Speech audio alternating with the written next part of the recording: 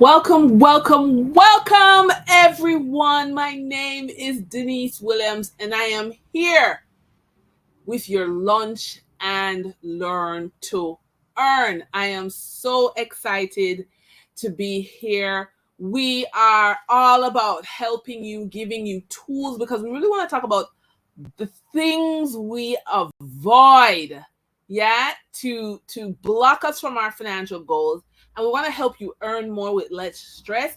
Right now I'm so excited because I am in production for my television show. This is like, wow, something I've always wanted to do, so I'm so excited that you're seeing some of the behind the scenes stuff. We at Financially Focused, we've been working with our clients and helping persons to really get to the point where they're earning, they're learning. It's just fantastic and it is so fulfilling.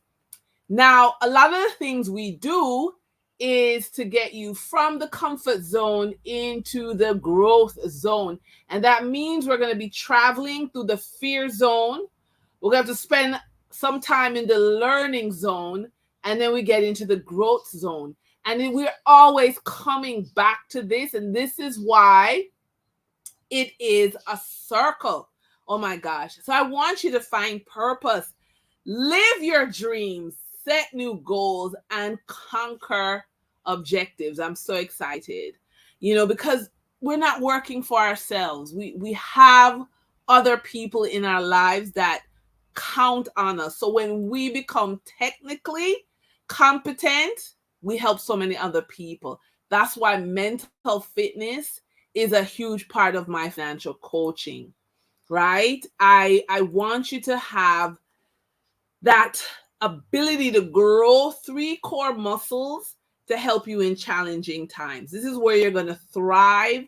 This is where you are going to make the best of you. So what is a mental fitness and what is the impact that you're going to experience? Well, the definition is it's the capacity to respond to life's challenges with positive rather than negative mindset, okay? And the impact is to give you peak performance, peace of mind and wellness, yeah? Healthy relationships. And that's what we're all working for, right? Now, the foundation of mental fitness was from Sharzad Sharmin, and he's a researcher, and he looked at neuroscience, positive psychology, cognitive behavioral psychology, and performance science. And these brought together how do you get to the goals you want to reach despite challenges. And we all have challenges. So hundreds of CEOs, they were interviewed. So were Stanford University students, athletes, 500,000 participants in 50 countries. And we look at YPO is Young Professional Organization, Families and Forum. And the results were the same. We looked at how people work, how people act, and we looked at, what the research said, and it found the root cause, right? Found the root cause. And that despite thousands of colors, there's really only 3, right? Yellow, blue, red. Yeah? So when we did the research, or when Sharmin Shazad did the research on what made winners winners, we found that there were 3 core muscles. How do you block yourself from sabotaging yourself? How do you create your sage muscle, which is wisdom? And how do you take control, self-command of yourself? Yeah? And this is what we want to talk about a little bit today. So there's 10 self-sabotage behaviors, right? And we want to take some time over the next couple of weeks to go through them. There's also 5 sage powers that help you to help yourself. You overcome your challenges with these sage powers. Okay? Now, the saboteur takes control of pretty much the left side of your brain, okay? Whereas the sage, your wisdom, is the right side of your brain, yeah? And it helps you to make decisions from a space of peace. Now, sabotage motivates you through negative emotions, yeah? You're mad, you take a decision. You're afraid, you take a decision. Your sage power moves you through positive emotions. What is the decision you can take as a business owner that's a win-win for everyone? Yeah? So let's look at the negative emotions. A lot of us are making decisions. Fear, stress, anger, guilt, shame, insecurity, right? But what are the positive issues? We can look at empathy, curiosity, creativity, passion, and purpose. Okay? Now, the sabotage behavior, it may generate success but not happiness. Okay? Where the sage power generates your highest success and sustained happiness. One of the saboteurs, remember we have 10, and one of the saboteurs we all share in common is the judge. And the judge, you judges you, so you're talking to yourself in a negative way. The judge judges the circumstances, and it judges the environment. So it's a really heavy burden to carry.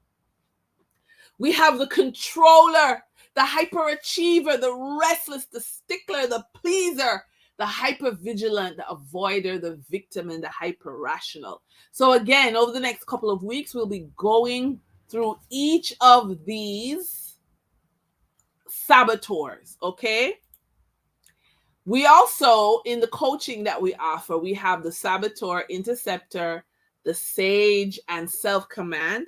So in our coaching, we teach our clients how to get hold of these so they can be a winner. But what we're going to focus on in this Lunch and Learn is the avoider. How does that impact your behavior? Are you a winner or not? So the avoider, basically, as the name says, avoids making decisions about money, because they think the situation will work itself out. They're waiting, hoping for someone else to do the work and make the decisions. They don't even want to discuss a budget, investments, debt, or retirement.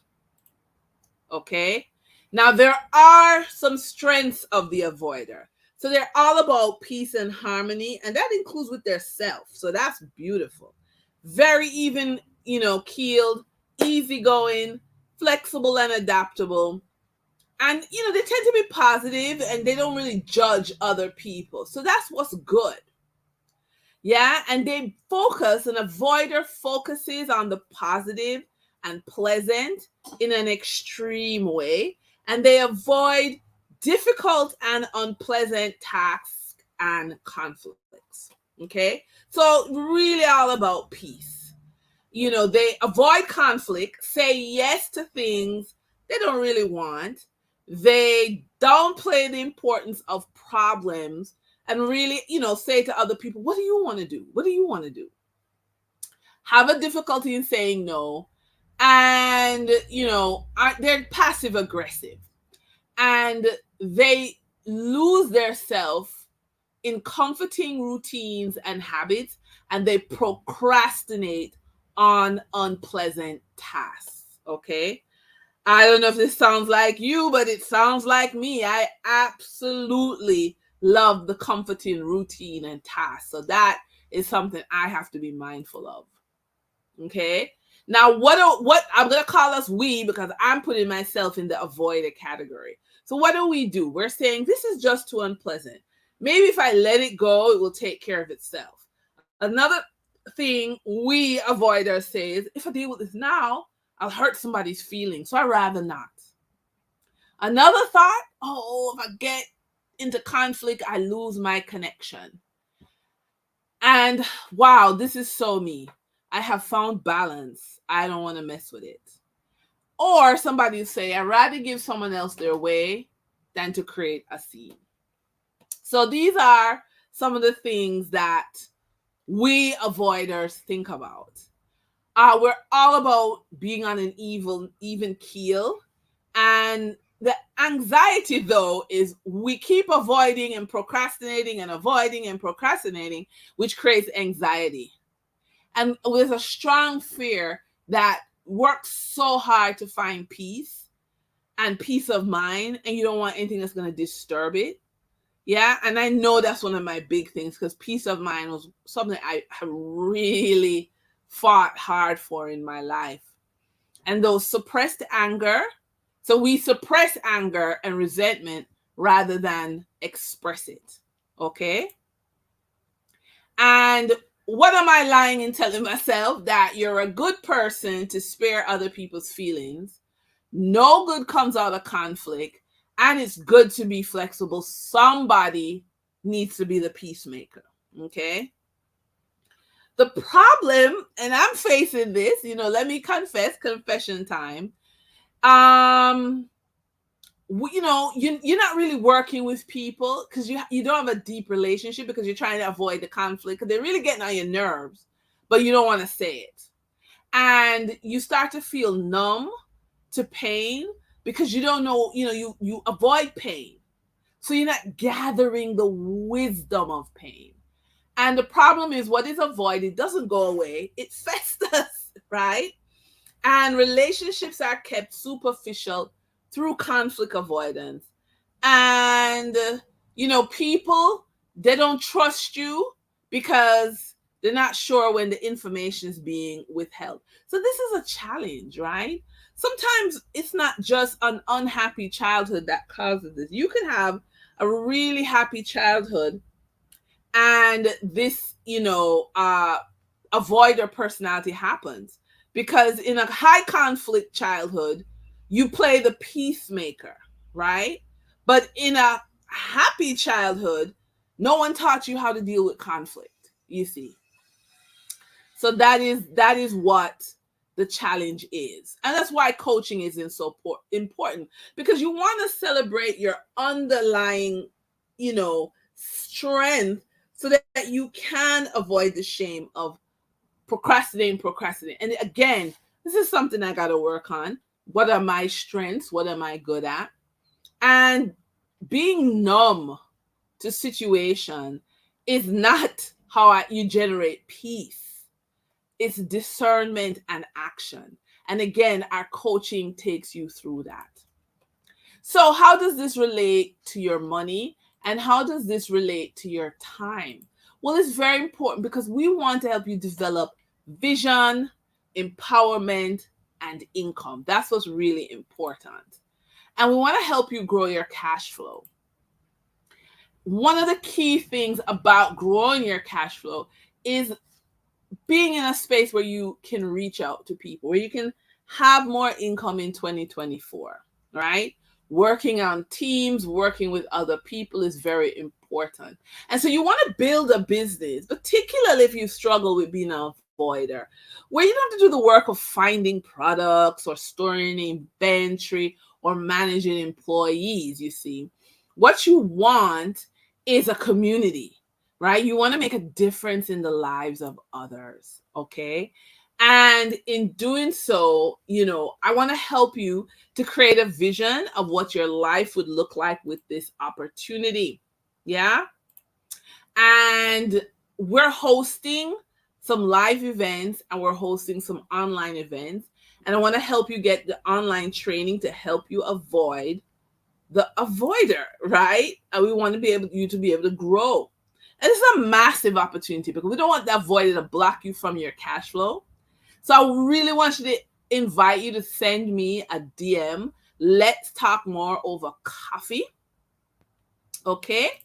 And let's get together and build out monthly revenue sources. That's the objective. That's what we're going to talk about when we have coffee together. Because as you can see, there are so many reoccurring expenses.